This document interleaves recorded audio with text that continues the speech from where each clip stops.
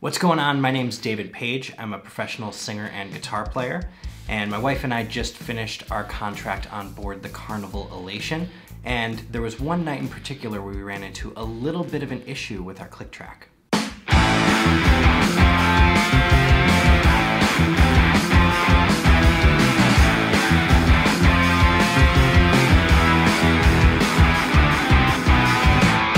When we perform as a duo, we play two backing tracks, and in order to do that, we also have a click track. The click track helps count us in or to keep time in sections where there are no instruments coming through in the tracks. When everything's working properly, we are able to adjust the mix in our in-ears in order to get a healthy balance of the tracks versus our performance, so the vocals or the guitar, and then the click track. Elation, how you feeling out there? We're David and Stephanie. Welcome to the Elation. At the very beginning of this set, I knew something was wrong because I could hear the click, but it wasn't where it normally sits in my ears. Hello, Elation!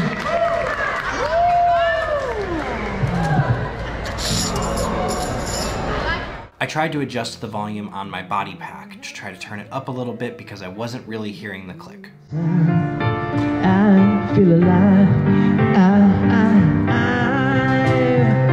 And the world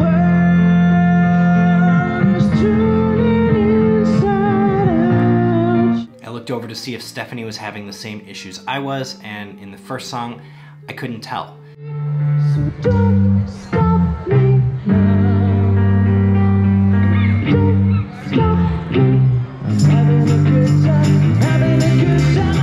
Her in-ear mix is more focused on making sure that her vocals are correct and accurate, so she has a lot more of our vocals in there and a lot less of the instruments and click track. Where my in-ear mix is a little bit different because I'm playing guitar and I'm trying to keep us together with the tracks, I need to have the click a lot higher.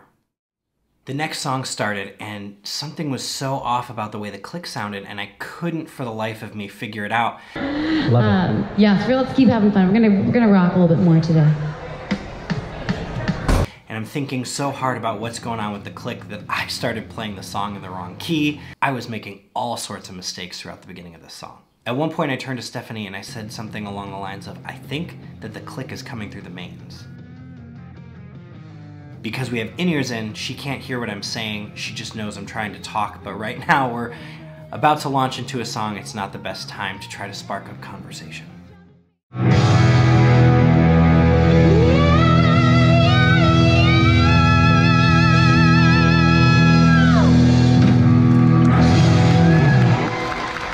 Thank you so much. On this next song, Stephanie finally hears something is very, very wrong with the click track. And she looks at me totally confused. I think this is the first time that she noticed that the click was no longer in our ears, but it was actually coming through the mains. At this point, we don't know what to do. We don't know how to fix the problem, and all we can do is just continue with our set. I tried to open the app that we use to mix our in-ears, and I couldn't figure out why the click and the track were only coming through one track, and we were not getting any of it in our ears.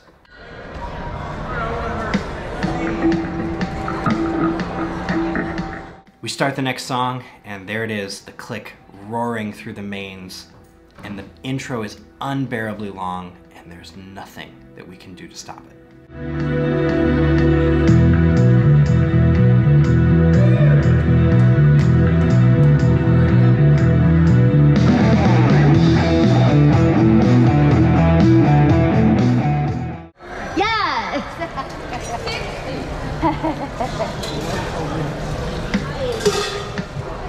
At this point in the set, I was so frustrated. I took out the right side of the headphones of my in-ears so that I could hear exactly how loud this click was.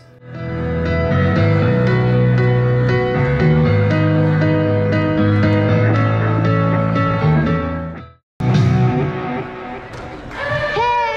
thank you all so much. Again, we're David and Stephanie. We've got 2 more sets coming up this evening, but now we're gonna take a short break. We will be back with some more music for you. When the set ended, we had to figure out what we were gonna do for the next 2 sets of music.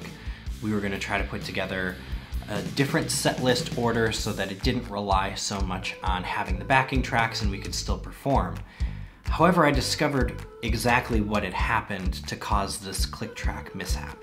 The cable that we use to go from the iPad into the mixer is an 1/8 inch on the side of the iPad, and then on the other side is a stereo split of 1/4 inch inputs.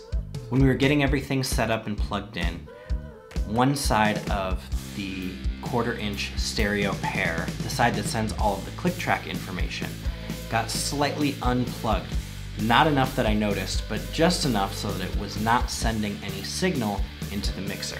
This confused the cable, and for some reason, all of the information was going into the other side of the stereo pair. The moral of the story is always check your inputs, and double check them and triple check them.